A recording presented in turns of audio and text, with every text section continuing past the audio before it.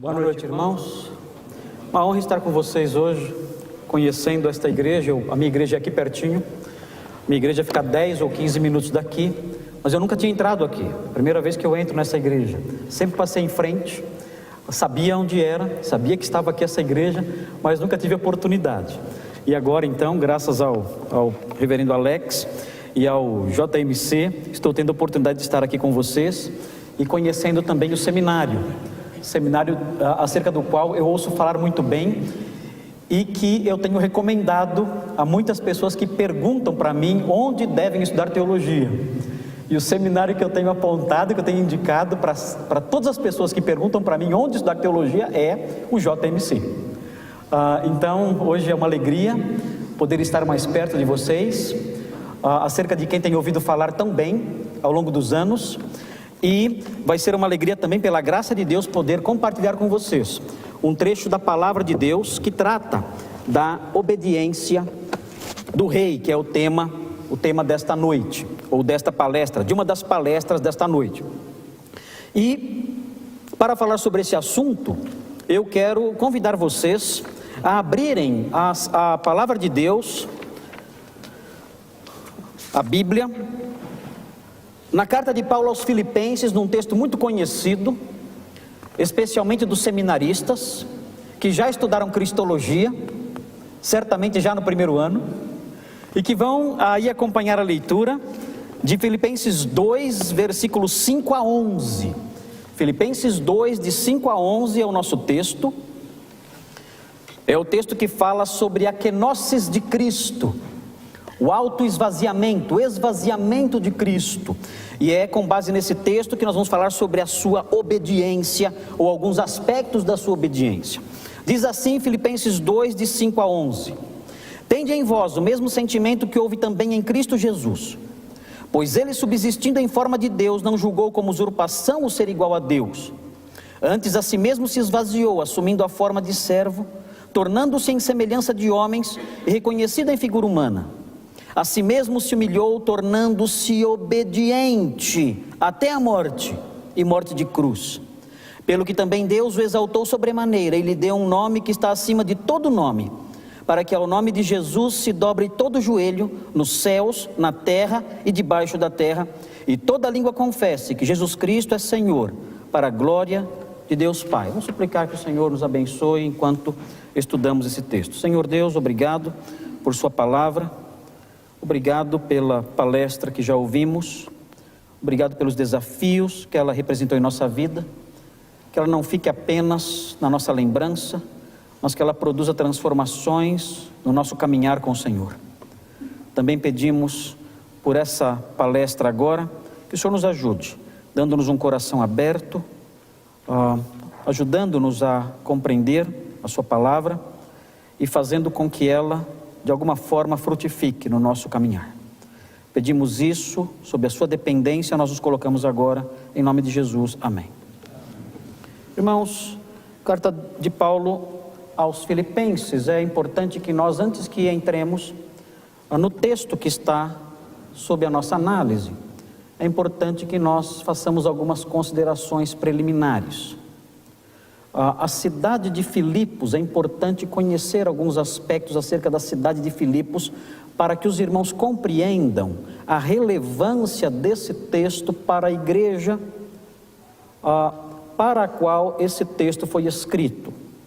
A cidade de Filipos ficava na Macedônia, norte da Grécia, e ela tinha esse nome porque Filipe II da Macedônia, pai de Alexandre o Grande, conquistou essa cidade no ano 360 a.C. e mudou, e passou o nome dela, substituiu o nome dela para Filipos.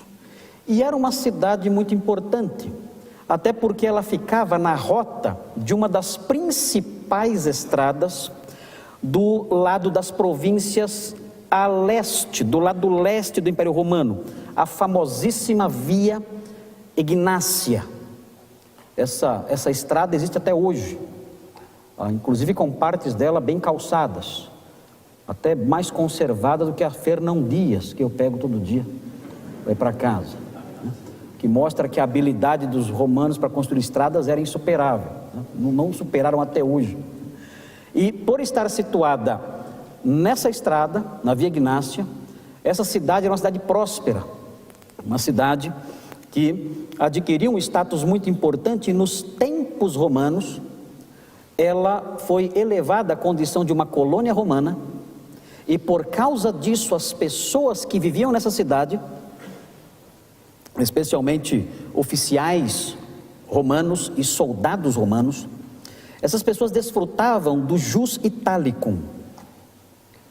Elas eram cidadãs de Roma, ainda que vivessem longe de Roma, eram consideradas cidadãs romanas. Então, nessa cidade havia, no ar, no ambiente, havia uma certa disposição para o orgulho, para o senso de grandeza. Nós somos de Filipos, nós somos da colônia Júlia Augusta Filipense. Olha que nome bonito. Somos da colônia Júlia Augusta Filipense e somos cidadãos romanos. Alguns ali até falavam latim e se vestiam como romanos. E havia então esse sentimento de orgulho. O apóstolo Paulo fundou a igreja de Filipos durante a sua segunda viagem missionária. Ele não tinha planos de ir para lá, mas quando nós lemos Atos 16, versículos 6 a 12, nós aprendemos que ele teve uma visão. E nessa visão um homem macedônio apareceu diante dele e disse: passa a Macedônia e ajuda-nos. Ele então obedeceu a visão e foi. E aí então, trabalhando lá em Filipos, ele fundou a primeira igreja em solo europeu. A igreja de Filipos era a primeira igreja fundada em solo europeu. Anos depois, por volta do ano 62 talvez, quando o apóstolo Paulo estava preso em sua primeira prisão em Roma, o apóstolo Paulo escreveu a carta aos Filipenses. Nós sabemos que o apóstolo Paulo estava preso porque ele menciona as suas algemas no capítulo 1, versículo 7, eu não vou ler agora. No versículo 13 ele também fala da sua prisão, ele fala das suas cadeias. No versículo 17 também do capítulo 1 ele fala novamente das suas cadeias. Então nós temos informações aqui no capítulo 1 de que ele estava preso, e muito provavelmente, ainda que existam outras teoria sobre prisão em Cesareia, em Éfeso, muito provavelmente ele estava preso em Roma. E escreveu então essa carta, se ele estava preso em Roma, escreveu essa carta então por volta do ano 62. E ela foi escrita, irmãos, é interessante, porque a carta aos Filipenses foi escrita num tom de gratidão. O apóstolo Paulo estava contente porque havia recebido uma ajuda, um presente dos filipenses. Se os irmãos olharem no capítulo 4, os versículos 10 a 20, os irmãos vão ver a alegria do apóstolo Paulo, porque ele recebeu uma dádiva dos filipenses, e os filipenses tinham participado já outras vezes do sustento do apóstolo Paulo, e o apóstolo Paulo então escreve, alegre e satisfeito com essa igreja que o ajudava tanto. A carta aos Filipenses é uma das cartas do apóstolo Paulo que mantém um tom bastante sereno, alegre e amigável. A palavra alegria ou referências à alegria aparece diversas vezes em Filipenses, porque o apóstolo Paulo está bastante satisfeito com essa igreja. É uma carta que não tem tantas broncas. Tem algumas broncas, sim, claro, o apóstolo Paulo não ia perder essa oportunidade, né? Mas é uma carta light, é uma carta leve, é uma carta em que ele mostra a sua apreciação e a sua satisfação com aquela igreja, a igreja de Filipos. Mas, como eu mencionei, nem tudo é perfeito. Se vocês, seminaristas do José Manuel da Conceição, sonham com uma igreja perfeita, pode sair do seminário agora. Isso não vai acontecer, você nunca vai encontrar uma igreja perfeita aqui neste mundo. Se havia uma igreja que poderia se aproximar um pouquinho disso, talvez fosse a igreja de Filipos, quando comparamos com as outras igrejas do Novo Testamento. Mas a igreja de Filipos tinha problemas também. Quando nós olhamos, por exemplo, o versículo 1, 27, nós temos aí algum indício de que faltava unidade, um pouquinho de unidade na igreja. E por que faltava um pouquinho de unidade na igreja? Porque havia um problema básico na igreja, que era o orgulho que caracterizava o ambiente cultural de Filipos e que tinha penetrado na igreja. E esse orgulho então gerava essa falta de unidade. O versículo do capítulo 1, versículo 27, dá indícios disso. O próprio texto que está diante de nós, quando ele diz: tende em vós o mesmo sentimento que houve também em Cristo Jesus, ele dá indícios de que esse sentimento estava faltando na igreja de Filipos. E nós vemos nos versículos 1 a 4 do capítulo 2, a sua ênfase para que eles nada fizessem por partidarismo ou vanglória, mas sim por humildade, considerando cada um os outros superiores a si mesmo. Estou lendo 2:3. Versículo 4: não tenha cada um em vista o que é propriamente seu, senão também cada qual o que é dos outros. Isso tudo mostra que aqueles irmãos, eles viviam num ambiente também marcado pelo orgulho e por intrigas decorrentes desse próprio orgulho. É no capítulo 4:2 que nós temos uma alusão às conhecidas Evódia e Síntique, duas mulheres que não se davam bem. O texto diz no versículo 3:4:3: rogo a Evódia e rogo a Síntique, pensem concordemente no Senhor. Eram duas mulheres que brigavam. Hoje em dia as mulheres não brigam mais, mas naquela época, na época dos homens primitivos, as mulheres brigavam, tinham intrigas umas com as outras, não se davam bem nas igrejas, tinham problemas. Eram crentes de verdade. Evódia e Síntique eram mulheres crentes, sérias, dedicadas no trabalho, mas não se davam bem. Uma talvez não gostasse do penteado da outra, uma achava a outra metida, alguma coisa assim, essas coisas que as mulheres falam, enfim, mas havia falta de unidade na igreja de Filipos, ainda que fosse uma igreja excelente. E outros problemas também. Quando nós vemos o capítulo 3, versículo 2, nós aprendemos que a igreja estava sendo ameaçada por aquela doença, aquele mal que não larga a igreja nunca. A ameaça dos falsos mestres: acautelai-vos dos cães. Quem são os cães? São os falsos mestres, os cães. Há uma alusão à sua impureza e ao seu perigo. Os cães, Calvino nas Institutas, no seu tempo também chama os falsos mestres de cães, e dizem que eles vivem a ladrar, a latir. Calvino era um pouco mais pesado do que o apóstolo Paulo. Paulo fala dos cães, ele fala que é cão, e ainda fala que late, é mais pesado ainda. E ele fala: acautelai-vos dos maus obreiros, acautelai-vos da falsa circuncisão. Havia o perigo dos falsos mestres rondando a igreja de Filipos. Mas o problema que preocupa mais o apóstolo Paulo, pelo menos nesse caso aqui, diferente do que acontecia em Colossenses, quando ele se preocupa mais com o problema da heresia, o problema maior que preocupa o apóstolo Paulo aqui era a questão da humildade naqueles irmãos. E como ele trata dessa questão? É interessante notar como ele trata dessa questão. Ele trata dessa questão usando a teologia. O texto da carta mais carregado, com a carga mais pesada, com a carga teológica mais pesada, é o texto que nós lemos, Filipenses 2, de 5 a 11. É o texto que tem a carga mais pesada de teologia aqui. E ele usa esse texto, um texto de cristologia complexa, um texto de cristologia elevada, profunda. Ele usa esse texto não para apresentar teorias teológicas, posições teológicas, para apresentar os seus insights cristológicos. Não, ele apresenta esse texto para resolver uma questão prática dentro da igreja. E aqui nós encontramos então o valor da teologia. Vocês que estão estudando teologia, vocês, os seminaristas em especial, valorizem esse estudo com todo o seu coração, porque é a teologia que vai servir para resolver os problemas da igreja que você vai pastorear.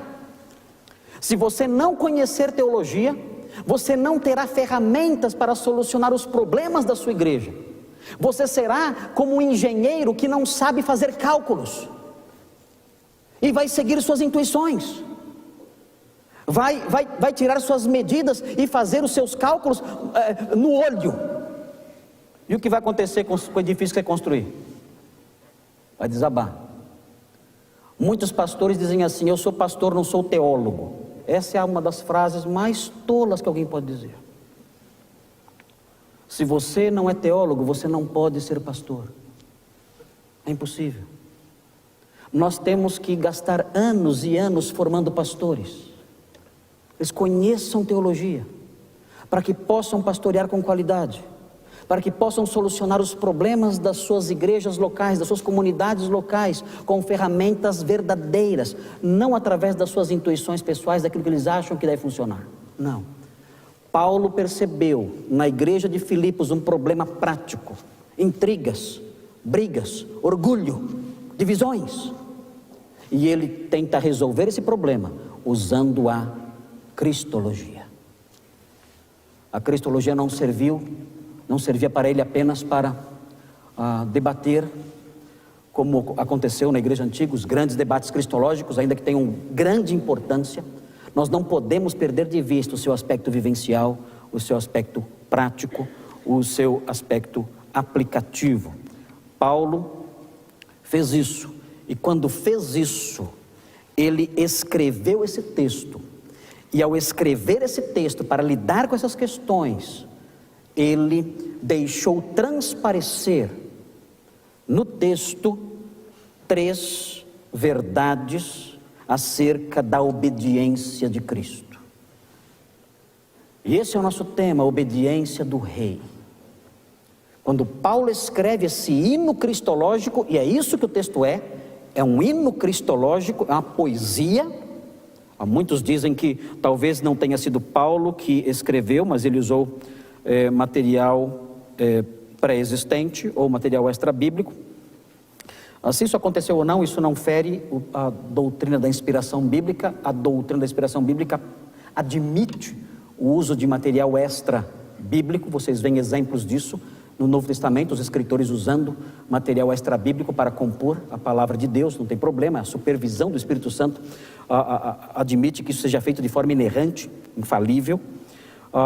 Não sabemos, pode ser que sim, mas é mais provável que seja o próprio apóstolo Paulo que tenha escrito mesmo o texto, ele mesmo tenha escrito a poesia, e se ela existia de alguma forma antes dele compor ela como está agora, ele a adaptou. Pode ser isso, mas nada disso, como eu disse para vocês, nada disso fere o princípio da inerrância, da infalibilidade ou da inspiração. O fato é que é um hino inspirado por Deus, é um hino que o próprio Espírito Santo moveu o apóstolo Paulo a escrever, e nós estamos aqui então diante da palavra de Deus inerrante e infalível, e esse trecho mostra, ele traz, estão consubstanciadas nele 3 verdades sobre a obediência de Cristo.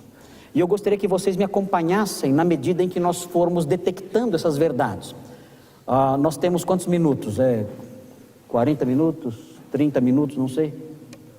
35. Então o pastor vai puxar meu paletó. Quando bater 35, o pastor Alex puxa meu paletó aí, não deixar o passar do tempo. Eu costumo falar na minha igreja 1h20. É o meu tempo. Meu tempo é 1h20. Hoje eu vou tentar reduzir bastante, hoje eu consigo falar tudo em 35 minutos aqui. Vamos seguir em frente então. A primeira verdade que vocês devem acompanhar aí está consubstanciada nos versículos 5 e 6.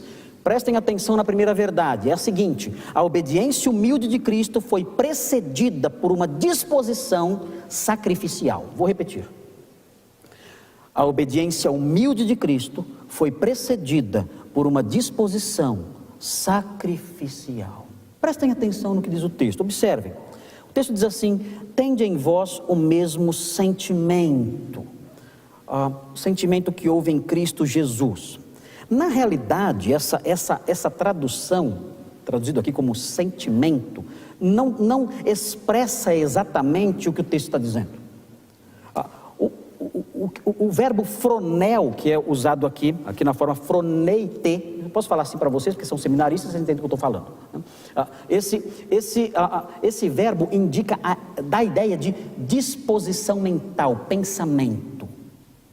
Ou seja, ele está dizendo, tende em vós a mesma disposição mental que houve em Cristo. Ou seja, o Senhor Jesus, antes de obedecer, antes que houvesse obediência da parte dele, e falaremos mais dessa obediência na sequência do texto, antes que ele colocasse a sua obediência em prática, houve nele, dentro dele, uma disposição mental favorável a se sacrificar, a se dar.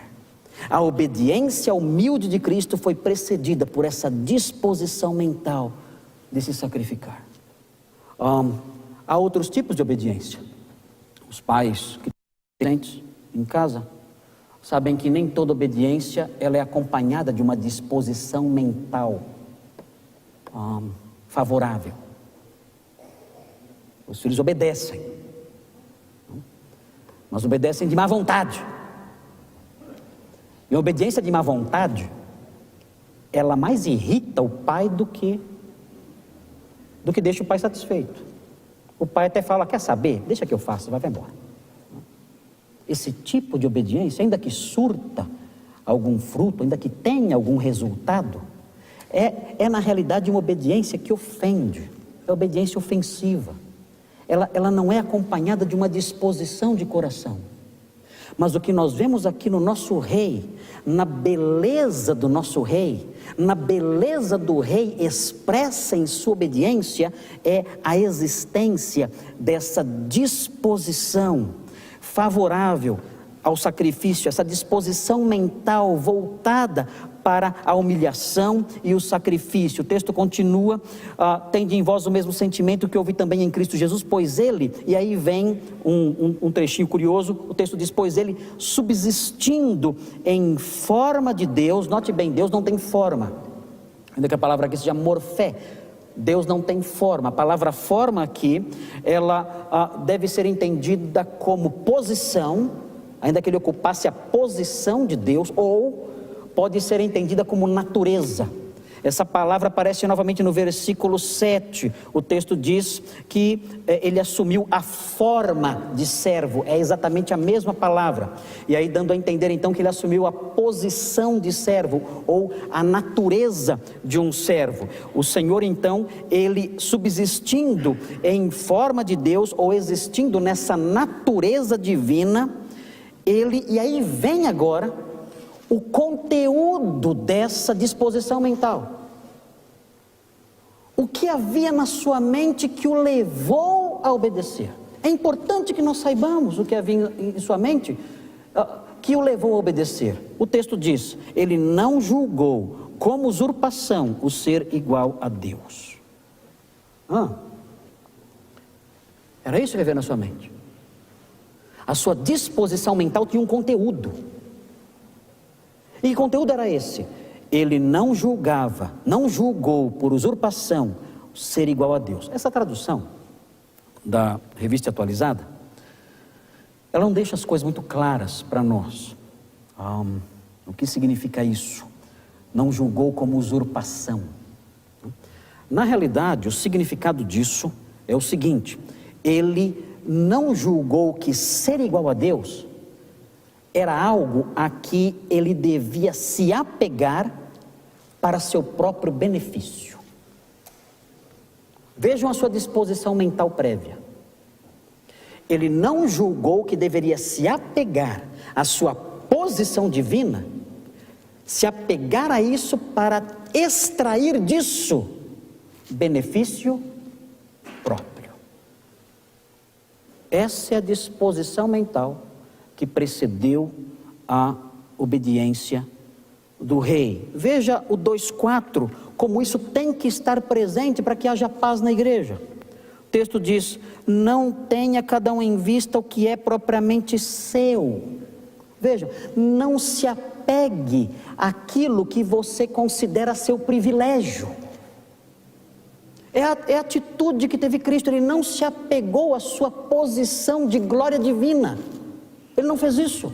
E o texto diz, imite o Senhor Jesus, tenha isso como padrão. É isso que precede a obediência, é isso que leva um homem à obediência. Essa disposição de não se apegar àquilo que é privilégio seu.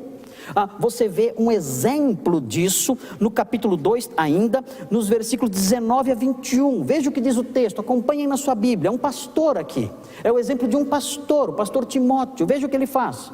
Paulo diz assim: espero porém no Senhor Jesus mandar-vos Timóteo o mais breve possível, a fim de que eu me sinta animado também, tendo conhecimento da vossa situação, porque a ninguém tenho de igual sentimento. Aqui não é a palavra sentimento que está em 2:5 não, aqui é outra palavra, é a palavra isopsion, é outra palavra grega, não é a palavra que está lá.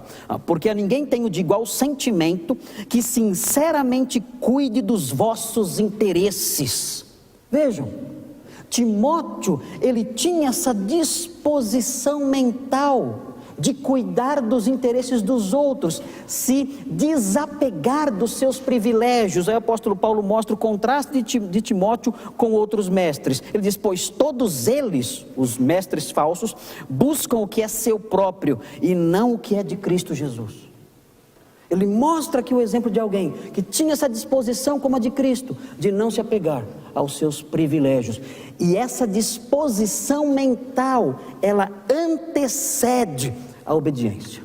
Sem essa disposição mental, não há obediência. O Senhor Jesus teve essa disposição mental, não se apegar à glória, aos privilégios, à grandeza da qual ele podia desfrutar. Não se apegou a isso, se humilhou, abriu mão disso, e então foi obediente. O Senhor ordena que nós, cristãos, cuidemos uns dos outros, visitemos os enfermos, abramos mão de alguns privilégios que temos, do nosso tempo, do nosso lazer, do nosso dinheiro, para realizarmos algumas funções que devem honrá-lo, que servem para honrá-lo. Mas muitas vezes nós temos uma disposição mental que passa longe do desejo de sacrificar-se. E porque temos essa disposição mental diferente dessa do Senhor, nós não obedecemos. Sem essa disposição mental, não há obediência. E o Senhor mostrou a beleza da sua obediência ao revelar essa disposição mental de não se apegar aos seus privilégios. Uma vez uma senhora me telefonou para reclamar da igreja. Ela disse assim para mim: pastor, estou muito triste com as senhoras da igreja. Por quê? As senhoras são tão boazinhas. Porque eu fiquei doente e nenhuma veio me visitar. Nenhuma. E eu também não tinha ido. Pior era isso, né? Pior era isso. Fazia um café ruim para chuchu, eu falei: não vou lá não, estou fora. Enfim, eu lamento muito. Eu ouvi o choro dela, a lamentação dela. Aí no final da conversa eu perguntei para ela o seguinte: irmã, faz quantos anos que a senhora é membro da nossa igreja? Ela disse: uns 10 anos, né, pastor? Disse: e quantos irmãos doentes a senhora visitou nesses 10 anos? Tu.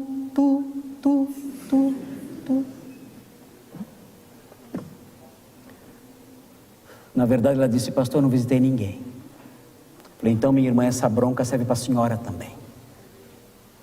Porque o problema da irmã é que a irmã está apegada aos seus privilégios como membro da igreja. A irmã se apegou a esses privilégios. Eu, como membro da igreja, tenho meus privilégios. E se apegou tanto aos seus privilégios que não foi capaz de abrir mão nem um pouquinho de nada seu para visitar outras pessoas também. A senhora é culpada exatamente do crime que a senhora acusa os outros. Ela saiu da igreja.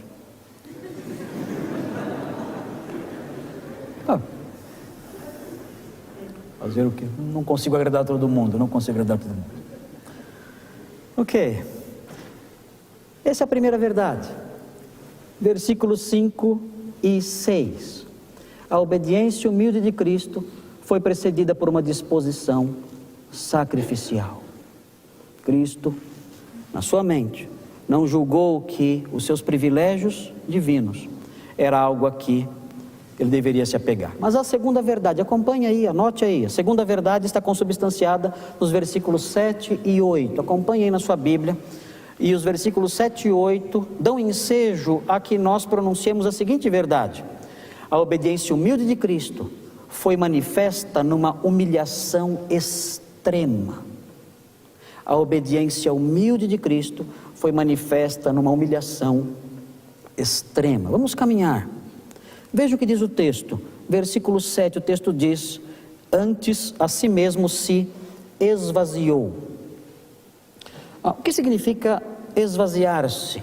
É aqui que nós temos a palavra, a alusão ao substantivo kenosis. Daí o nome das diversas teorias que os seminaristas aqui já estudaram, as diversas teorias kenóticas. Na minha época de seminarista havia uma teoria kenótica em voga, na década de 80. Havia a teoria kenótica que dizia que Cristo abriu mão dos seus atributos, de alguns dos seus atributos enquanto esteve aqui na terra. O atributo clássico que era mencionado na época era a onipresença. Então diziam, Cristo abriu mão da sua onipresença enquanto esteve aqui nesta terra. Assim diziam com base em Filipenses 2,7. Essa era a proposta daquela teoria kenótica. Ou diziam, olha, ele também abriu mão da sua onisciência, porque daquele dia e hora ninguém sabe, nem mesmo o filho. Aí diziam, está vendo, durante o tempo em que ele esteve aqui, ele abriu mão da sua onisciência. Então Cristo se esvaziou, abrindo mão de alguns dos seus atributos divinos. O grande problema dessa teoria kenótica, que não é das piores, há piores do que essa, mas o grande problema dela é que ela não se encaixa no ambiente textual que estamos lendo. Esse texto não fala nada de atributos. Esse texto não fala nada de abrir mão de atributos. Esse texto fala do Senhor Jesus se despojar, ficar vazio, abrir mão de toda a sua glória, do desfrute da sua grandeza. Isso é esvaziar-se, é ele se despojar, abrir mão dos seus privilégios. Isso é se esvaziar. E nós falamos bastante sobre o esvaziamento de Cristo, mas lembrem-se, o apóstolo Paulo começa o texto dizendo, tende em vós o mesmo sentimento, ou seja, todos nós deveríamos nos esvaziar. A teoria kenótica bíblica, ela é extremamente vivencial, aplicativa. O Senhor se esvaziou, esvazie-se. O homem que é o contrário do homem esvaziado, que se esvaziou, é o homem cheio de si. Esse não se esvaziou, ele é cheio de si, ele é orgulhoso. E mais do que isso, ele não somente é orgulhoso, ele se apega àquilo que é seu e aos seus privilégios, e por isso não obedece. Não obedece ao Senhor. Mas o Senhor Jesus, ele se esvaziou. Alguns anos atrás eu fiquei um tempo nos Estados Unidos, e eu cheguei naquele país e fiquei deslumbrado com a riqueza e a beleza daquilo tudo. É um sonho. Muitos aqui foram já para lá. É um sonho. Você não vê cachorros vadios na rua. Eu estou tão acostumado a ver cachorro vadio na rua, está até com saudade nos Estados Unidos dos cachorros. Você não vê mato nas calçadas, lixo espalhado, nada disso. É uma Nárnia, é uma Camelot, é a Terra-média, é Minas Tirith. Coisa fantástica isso aqui, isso não existe, é um sonho isso aqui. Eu não quero mais ir embora. Quando eu voltei, fiquei até deprimido. Fazia aconselhamento, não estava aguentando mais, fiquei muito mal quando eu voltei. Mas um lugar maravilhoso, aquele lugar. Tudo funciona, tudo é lindo, tudo é bem cuidado, limpinho, as coisas todas, as casas, tudo maravilhoso, eu não queria mais ir embora. E aí um missionário que estava lá passando as férias, missionário americano, daquela região, New Jersey, estava lá e eu disse para ele, quando é que você vai aposentar e voltar para cá? Missionário no Brasil, né? Você deve estar contando nos dedos a hora de voltar, né? Para a sua terra. Para voltar para esse lugar maravilhoso aqui para sempre. Falta muito para se aposentar. Ele disse: Marcos, na verdade, eu comprei o meu jazigo no Brasil. Eu falei: o quê? Em Mordor?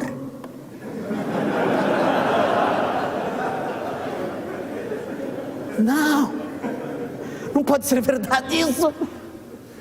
O que você fez? Verdade. Eu comprei o meu jazigo no Brasil. Isso aqui eu abandonei, deixei tudo isso aqui para trás. Lá no Brasil, eu comprei meu túmulo. Eu falei: só falta ser em Brasília. Aí é se esvaziar muito, né? Mas notem, esse missionário, ele deu um exemplo de autoesvaziamento. Ele abriu mão dos seus privilégios para servir ao seu Senhor, para obedecê-lo. Ele se esvaziou. Como foi que o Senhor se esvaziou? O texto vai explicar como o Senhor se esvaziou. E na sequência ele diz: a si mesmo se esvaziou, assumindo a forma de servo. Veja a palavra forma novamente. Ele assumiu a posição e a natureza de um escravo. Ele desceu da glória, do trono, do governo do universo, e assumiu a posição e a natureza de um escravo judeu. E o texto prossegue: ele tornou-se em semelhança de homens. Seminaristas, por favor, fiquem atentos para essas pegadinhas, né? Isso cai na prova. Quando fala semelhança de homens, pode sugerir a ideia de docetismo. Vocês sabem, seminaristas, o que é o docetismo? Aqueles teólogos que comiam muito doce, eram todos diabéticos. Certo? Não. Os docetistas, eles se apegavam, eles tinham esse nome por causa do verbo dokel, aparentar. E eles se apegavam à ideia de que Cristo tinha apenas uma aparência humana, era uma espécie de fantasma. Só parecia ser humano, especialmente no aspecto físico, corpóreo, mas não tinha um corpo físico de fato, não era humano de fato. Daí a palavra docetismo. Isso aflorou nos dias do Novo Testamento e cresceu bastante no segundo século. Na França, no século II, existiam mais de 800 seitas que propunham ideias docéticas, que ficaram conhecidas como o gnosticismo mais desenvolvido no século II. Mas esse texto pode sugerir a ideia de que ele tinha apenas uma semelhança humana. Mas a palavra homoiomati, que aparece aqui, aponta para o fato de ele ser exatamente igual aos homens. Não há docetismo aqui. E para fortalecer a ideia antidocética do texto, o versículo 7 conclui dizendo: e reconhecido em figura humana. A palavra figura é a palavra esquema, que se refere à forma física. O Senhor Jesus assumiu uma forma física humana. Ele foi verdadeiramente humano. Isso significa, no caso do Senhor, se esvaziar. Abriu mão dos seus privilégios, da sua grandeza, da sua glória, e desceu aqui, não como homem comum, mas como um escravo. E ele então, diz o versículo 8, se humilhou. Paulo continua explicando o que é esvaziar-se. Veja o que é esvaziar-se. Ele então se humilha, tornando-se obediente. E aqui chegamos no elemento central. O Senhor se torna obediente.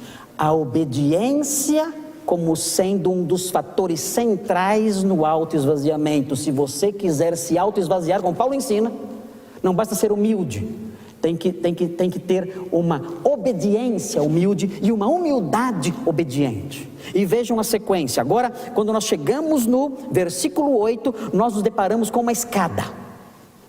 É uma escadinha de 3 degraus. Uma escadinha de 3 degraus que desce. Degraus que descem. Vejam a sequência da descida. Na realidade, a descida já começou no versículo 7. Ele se esvaziou, se fez servo. Vem o versículo 8, então diz: a si mesmo se humilhou. E se humilhou como? Aprendemos no versículo 7, ele se fez homem e servo. Servo e homem. E aí ele vai descer mais, tornando-se obediente até a morte. Desceu um degrau a mais, afundou mais na sua humilhação. E aí o versículo prossegue e diz: e morte de cruz, desce mais ainda na sua humilhação. Porque a morte de cruz era a morte mais humilhante, degradante que alguém poderia experimentar. Quando nós lemos os evangelhos, nós fazemos isso atentamente como pregadores, observando os detalhes do texto e nos apegando a esses detalhes. Um dos aspectos que nos chama a atenção, e os pastores e seminaristas que estão aqui sabem disso, um dos aspectos que nos chama a atenção, que nos intriga num primeiro momento, é a ausência de detalhes acerca da execução da crucificação.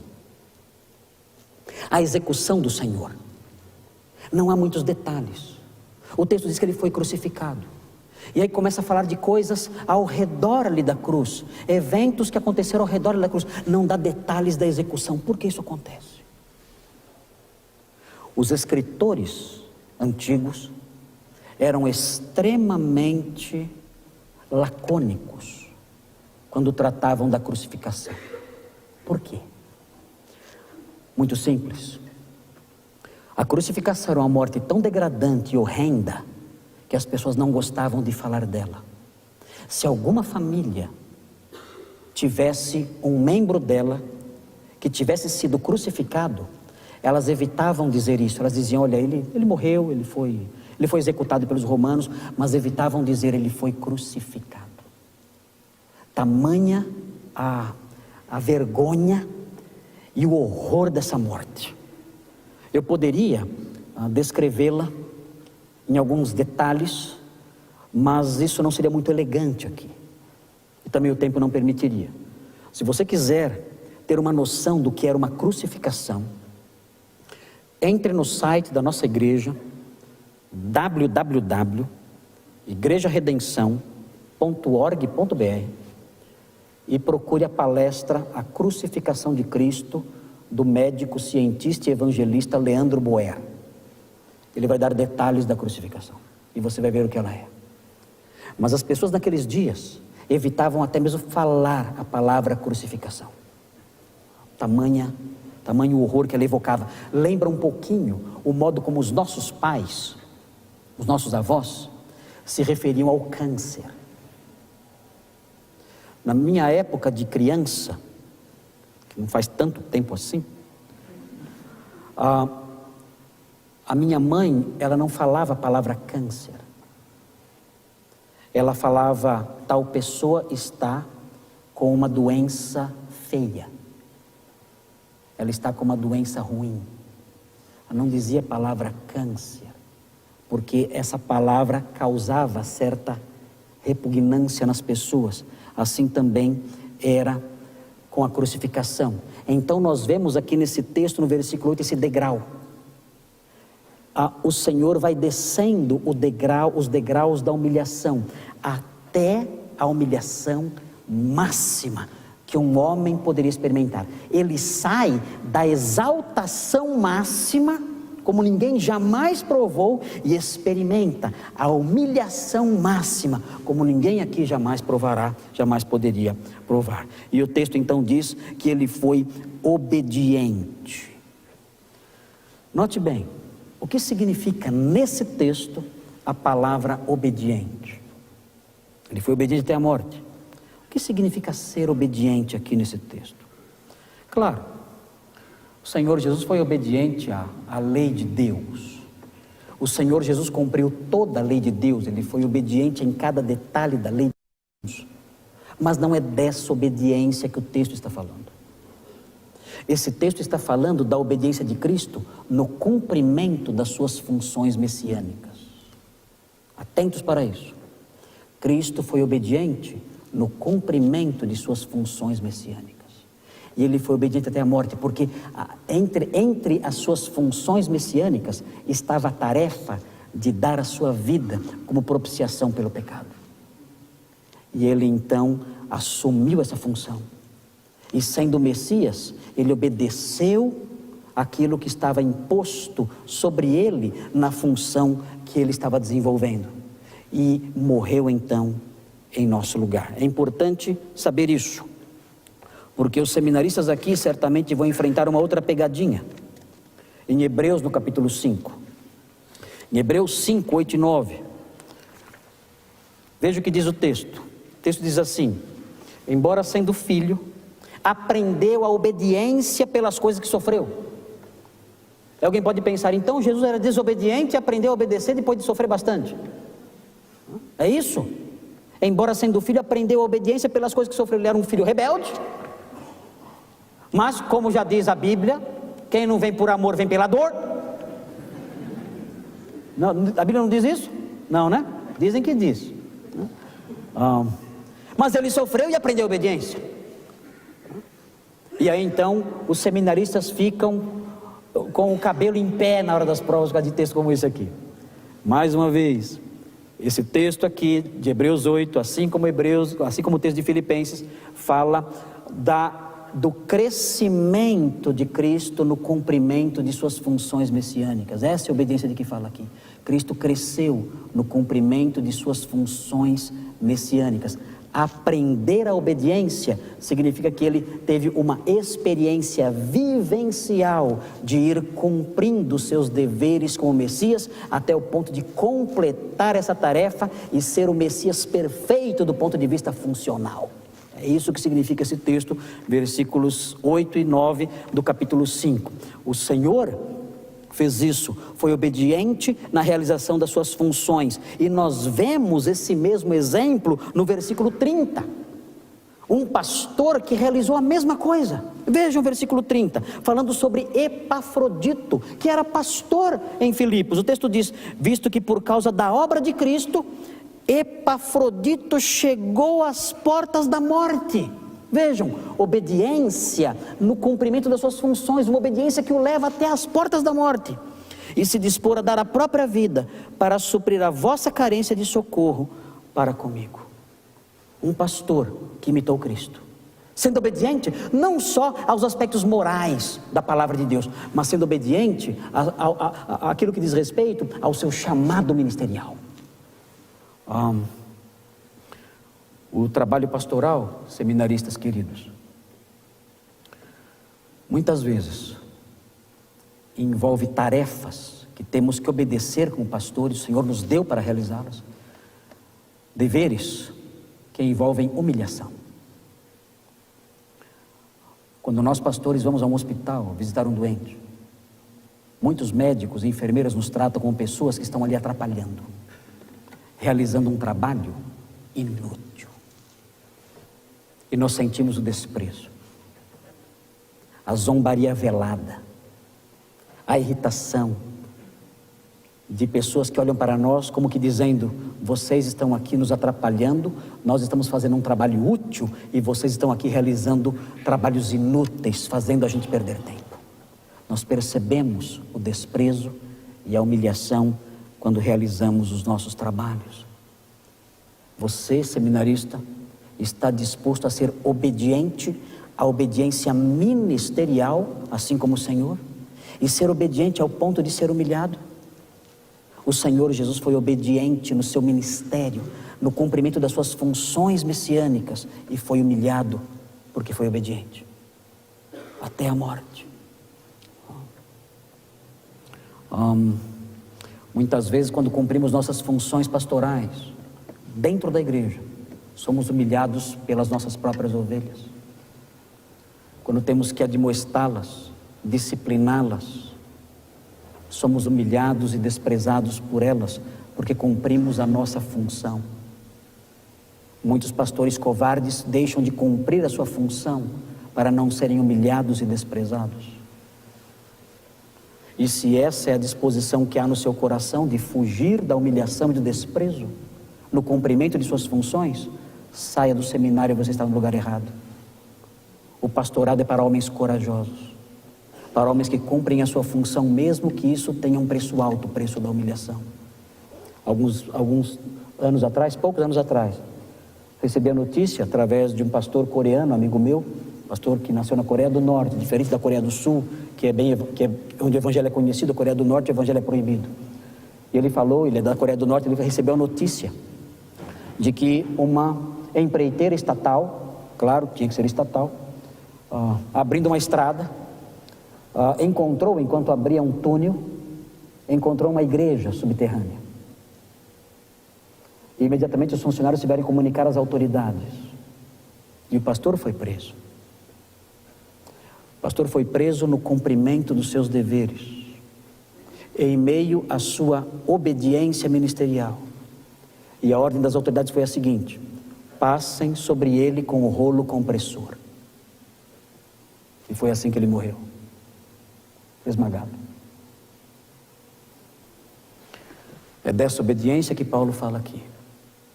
É a obediência ministerial, de alguém que vem e cumpre as suas funções, mesmo quando isso tem um custo elevado. E finalmente, pastor, quantos minutos? Já acabou.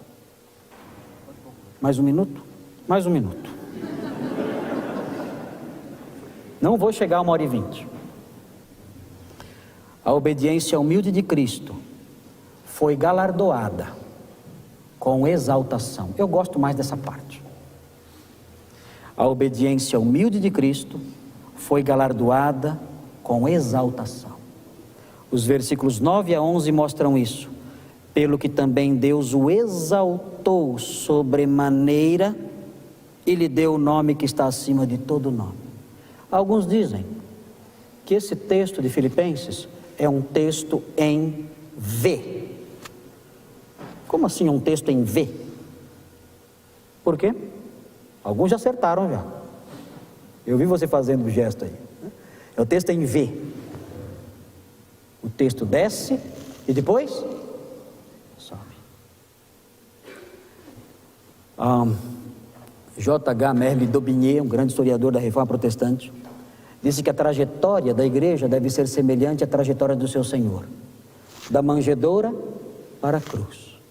Da cruz para a coroa. O evangelho moderno fala da manjedoura para a coroa. Mas esse não é o processo de Deus, de glorificação. É da manjedoura para a cruz. E da cruz para a coroa. O Senhor galardoa com exaltação o seu servo que é obediente. Claro que todo crente vai para o céu. Nós cremos na preservação e na perseverança dos santos. Somos calvinistas? Amém? Amém. E não somos pentecostais. Se fôssemos, o grito seria mais forte.